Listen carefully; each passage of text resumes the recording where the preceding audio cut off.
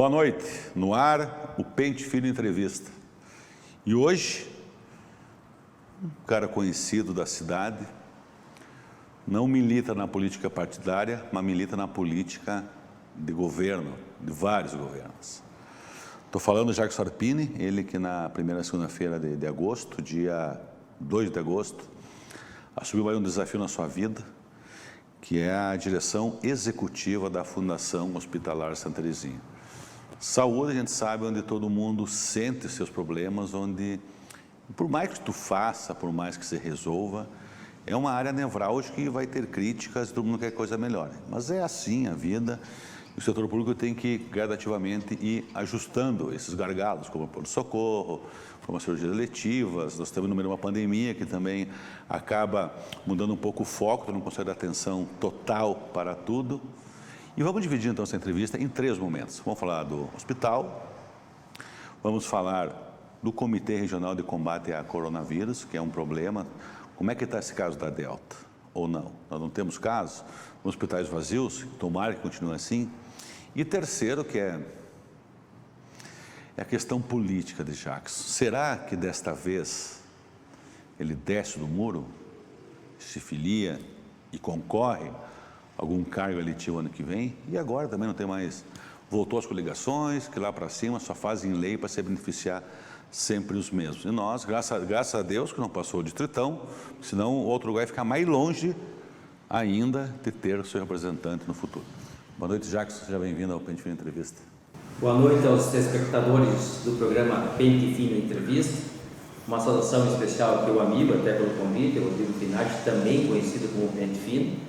E já fez algumas colocações iniciais, certas provocações nevrálgicas, espaço político, enfrentamento da Delta. Então, creio que alguns assuntos nós podemos aqui colocar sobre a mesa e debater também com todas as pessoas que estão nos acompanhando.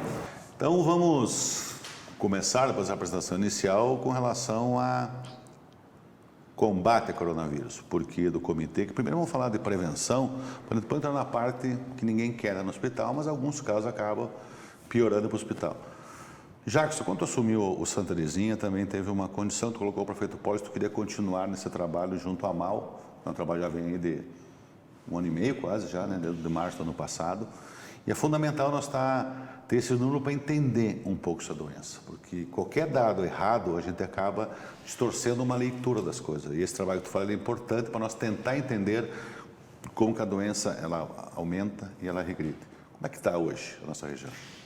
Bem colocado, Rodrigo. Quando eu recebi o convite, nós estávamos à frente na coordenação do Comitê Regional de Atenção ao Coronavírus, que no nosso entendimento foi muito importante para o enfrentamento da nossa região, o que colocou também a nossa região num patamar diferenciado sob o olhar do Estado do Rio Grande do Sul. Isso é muito bem visto por parte de Porto Alegre e nós temos essa interpretação.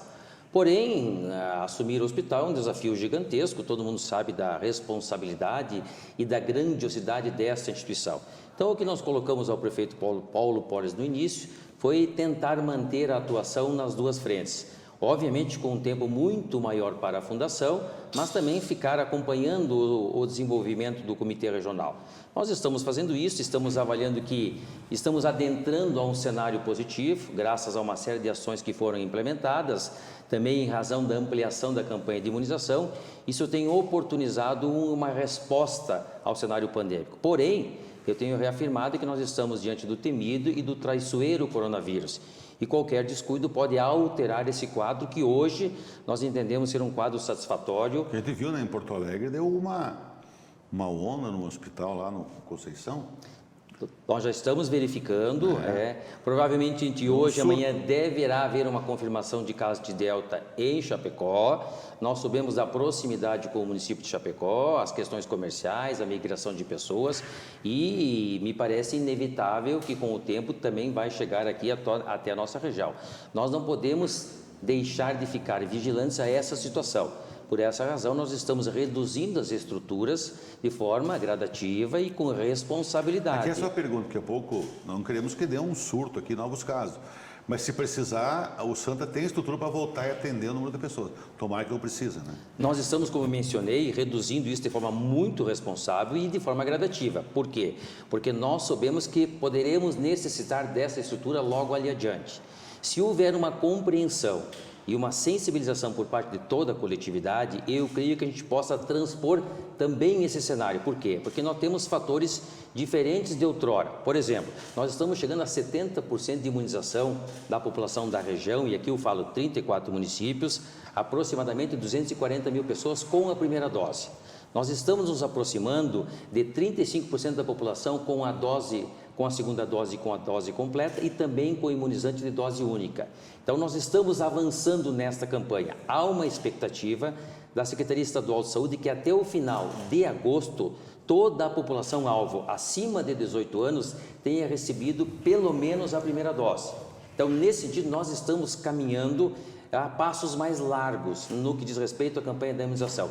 Isso tem dado uma resposta. Se nós aliarmos as duas principais armas, prevenção, medidas de prevenção, protocolos sanitários e a imunização, nós temos chance de transpor esse cenário que se avizinha. Porque uma coisa que eu tenho uma dúvida, tu sabe me responder ou não, Jacques? Nós tivemos muitas doses da Janssen, que é uma dose única. Na conta do município, ela entra na primeira, na segunda ou nas duas juntas? Porque tem lugar que conta em duas. Como é que é contado na conta geral? Boa pergunta, Rodrigo. Isso suscitou muitas dúvidas, inclusive para a parte técnica. Consultando o Ministério da Saúde e consultando a Secretaria Estadual de Saúde, a Janssen, que é dose única, ela entra no quantitativo da dose completa. Então, se coloca lá, ó, primeira e segunda dose. Então, pessoas que receberam primeira e segunda dose, esquema vacinal completo, mais Janssen. Por quê? Porque uma dose corresponde ao esquema vacinal completo. Exatamente. Então, este percentual, esse quantitativo, vai para o indicativo esquema vacinal completo ou dose única. Da segunda dose. Hoje, da MAU, a gente sai mais ou menos, tem que cuidar dos protocolos, cada município tem os seus, tem os sinais de alerta do Estado. Como é que tu entrou? O Ayub é um cara assim, que já tem um trabalho no hospital, tu tem um trabalho na saúde, então eu não tenho como desassociar a continuidade do trabalho que vinha sendo feito. Cada um com suas características, um mais técnico, um mais político e técnico, conforme a coisa. Um conhece mais uma área, outra. Mas agora é tudo a mesma coisa ali dentro. Estão desempenhando a mesma função que o antigo ocupava dentro do hospital. O hospital, historicamente, desde sua aquisição lá nos anos 90, pelo ex-prefeito Antônio Texaimer, depois teve toda uma mudança jurídica, virou fundação na época da Lois Anela, mas independente da construção jurídica do hospital, ele sempre foi deficitário. Se avançou, mas nós ainda precisamos ter um equilíbrio para não depender cada vez que a prefeitura coloca dinheiro, que a Câmara aprova, e daí fica fácil, né? Tu acha que podemos chegar a um momento de ser autossuficiente? Este assunto é um tema complexo. Por quê? Vamos aos fatos. Historicamente, ele sempre foi uma instituição que no resultado contábil gerou um prejuízo. Porque nós trabalhamos com tabela SUS, né?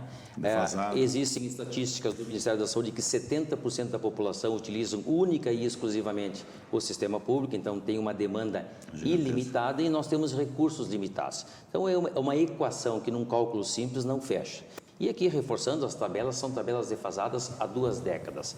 Então há necessidade de um arranjo ou de uma interlocução regional que nós conseguimos realizar junto com o AMAL, com os 33 municípios que têm o nosso hospital como um hospital de referência. Porém, isso não tem sido suficiente para o equilíbrio. Nós estamos agora, a partir do ano passado e este ano, numa excepcionalidade, que é o enfrentamento do processo pandêmico. Isso, obviamente, trouxe grandes desdobramentos. Por quê? Nós tivemos que fazer alterações na estrutura, nós tivemos que contratar mais profissionais e profissionais especializados na área da terapia intensiva. Nós tivemos um gasto, digamos assim, expressivo com insumos e medicamentos e materiais hospitalares. Então, tudo isso também contribuiu para que o déficit fosse aumentado ou mais acentuado. Migrando desse processo ou transpondo esse processo, nós vamos chegar, digamos, a um equilíbrio do hospital. Equilíbrio do ponto de vista de atendimento. Isso vai também gerar uma melhora na equação financeira ou na saúde financeira da instituição. Nós estamos tendo hoje um déficit de aproximadamente R$400 mil. Nós vamos reduzir agora algumas estruturas em virtude do processo pandêmico e nós poderemos chegar aí a R$200 mil, o que já é um valor bem inferior a déficit de períodos anteriores.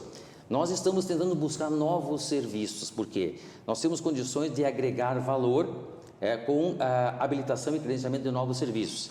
Entre eles, alguns de complexidade maior, como é o caso da E você alta mexer em complexidade estrutura, em né? cadastro. Já tem, né? Você mexer em estruturas de pessoal, tudo. Ou com pequenos investimentos, Nós estamos negociando com o Estado, agora a questão, recentemente foi lançado o programa Assistir, por parte do Governo do Estado, ele faz uma justiça social com relação aos hospitais. Ficou satisfeito? Fiquei parcialmente satisfeito, são duas leituras. Nós tínhamos uma expectativa de um recurso bem mais expressivo, porém, olhando o cenário como um todo, não dá para deixar de enaltecer Tudo que dinheiro é bem-vindo, né? que no olhar do Estado nós somos a terceira maior instituição de saúde. Essa é uma questão que eu me pegou de surpresa porque nos últimos 15, 20 anos a gente escuta dizer que o município de Erechim ganha pouco. Os nossos comandantes nos mentiram nesse período? Como é que eu posso, ou omitiram, ou parcialmente nos... Talvez tenhamos cometido um equívoco. Por quê? Porque nós fizemos um estudo, isso foi um estudo feito pelo próprio hospital, com a participação da MAU, com aquelas entidades que recebiam muito e produziam pouco. Talvez não olhamos para aquelas que produziam muito e recebiam pouco. Vou dar o exemplo aqui do Hospital São Vicente de Paula, que é o segundo maior centro médico do estado do Rio Grande do Sul, que produzia muito e recebia pouco. Tanto é verdadeiro que nós recebíamos mais que o Hospital São Vicente de Paula.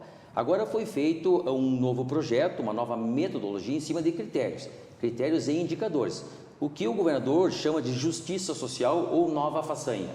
Então, nós verificamos que, no olhar do Estado, 200 hospitais, nós somos a terceira maior força no que diz respeito ao atendimento SUS, terceira maior entidade de saúde no atendimento SUS, produtividade e resolutividade. Por quê? Porque a base de cálculo é em cima de critérios e de produção. Então, quem está na linha de frente hoje é a Santa Casa de Porto Alegre, e aqui nós estamos falando da capital do estado, que é a referência para vários serviços, o Hospital de Passo Fundo, que no olhar do estado é segundo centro médico do estado, e em terceira posição o nosso Hospital Santa Terezinha.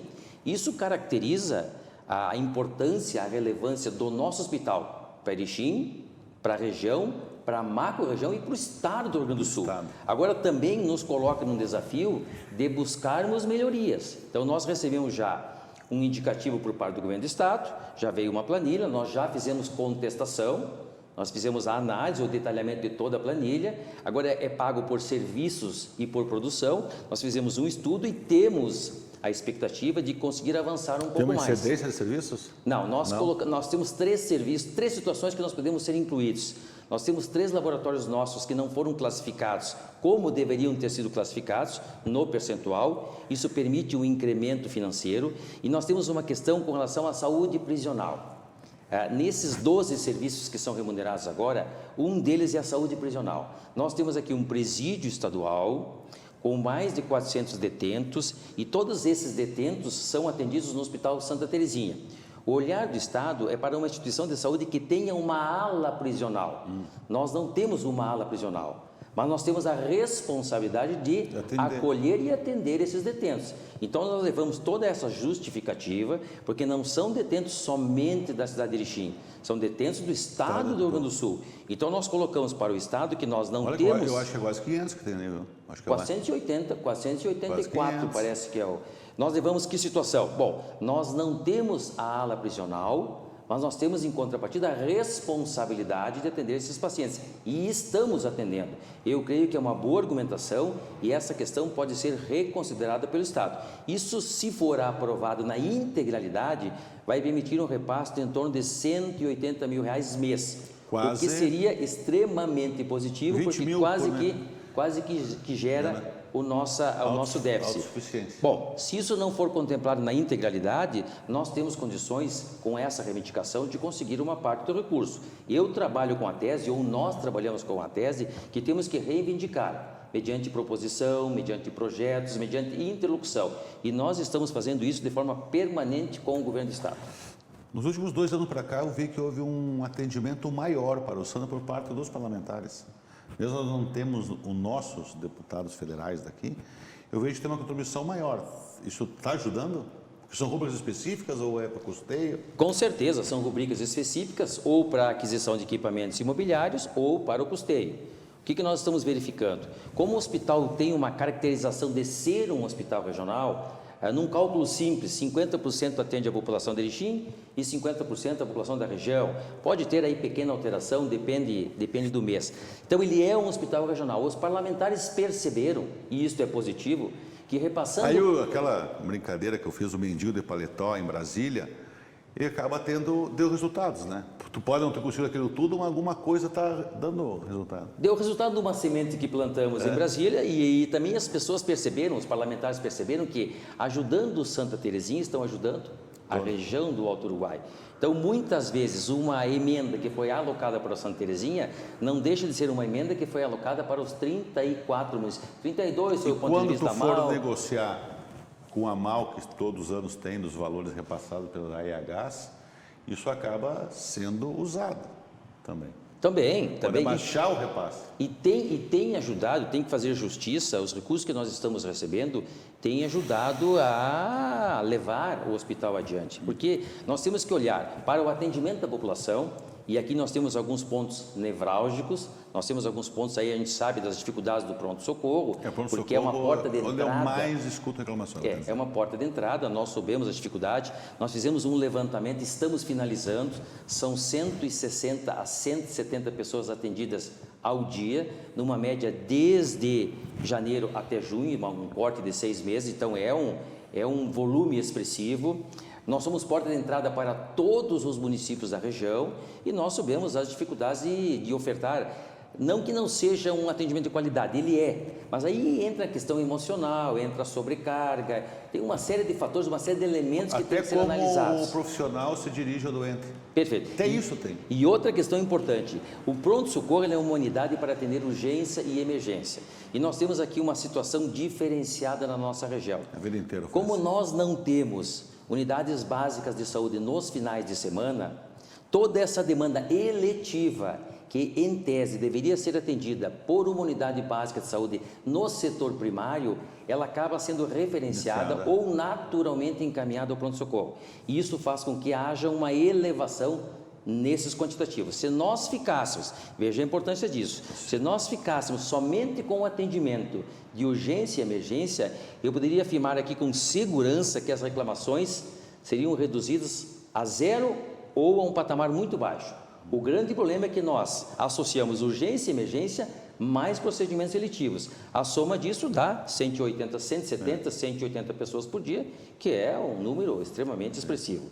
Nós temos também nessa linha que fazer uma série de obras para continuar tendo avanços tecnológicos. Já teve uma reforma, na gestão passada, teve uma reforma para o socorro, melhorou. Nós tínhamos um banheiro dentro, era uma coisa louca, né? Melhorou já. Mas ainda requer, como tem muita gente, requer constantemente mudança. Vamos fazer, Rodrigo, uma fotografia de cima, tá? E vamos fazer uma pequena retrospectiva.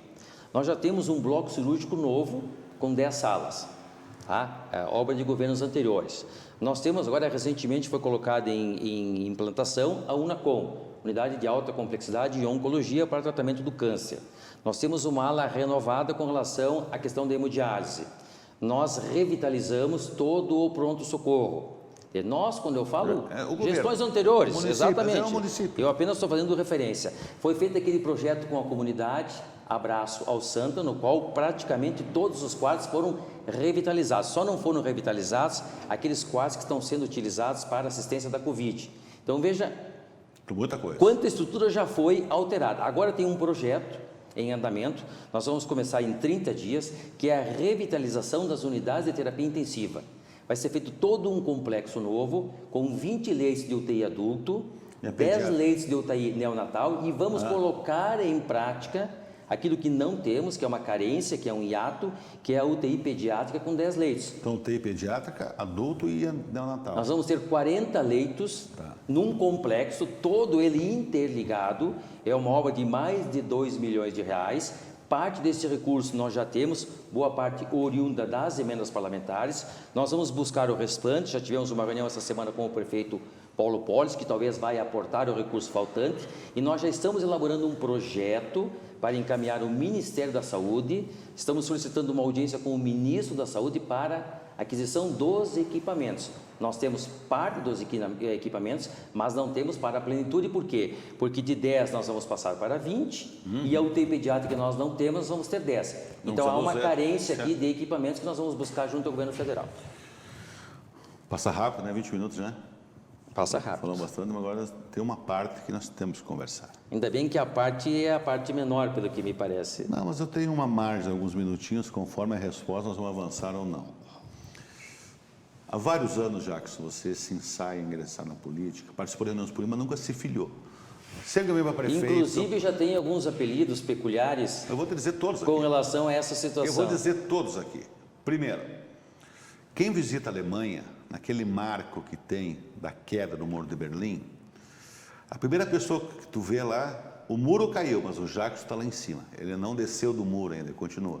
Ele migra, ele flutua na centro-esquerda, centro-direita, ele que é história de carreira, quase aposentado no município. Depois ele quase foi convidado por vários políticos, depois quase se filiou ao PP, na hora H, como um bagre saboado, diga, né? Da espécie Bagres arpinis, né? Ele recuou. Agora existe essa cobrança, entre aspas, né? E convite do PSDB local,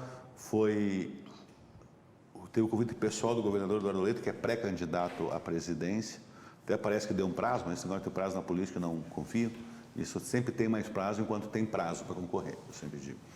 Né? Tu vê o PSDB se aproximando do governo, da Câmara com seus 3 vereadores, com a bancada, aí o Jackson assume pela sua capacidade técnica, mas esse interesse do PSDB, se tivesse, digamos, uma linha mais à esquerda, provavelmente ele não seria indicado.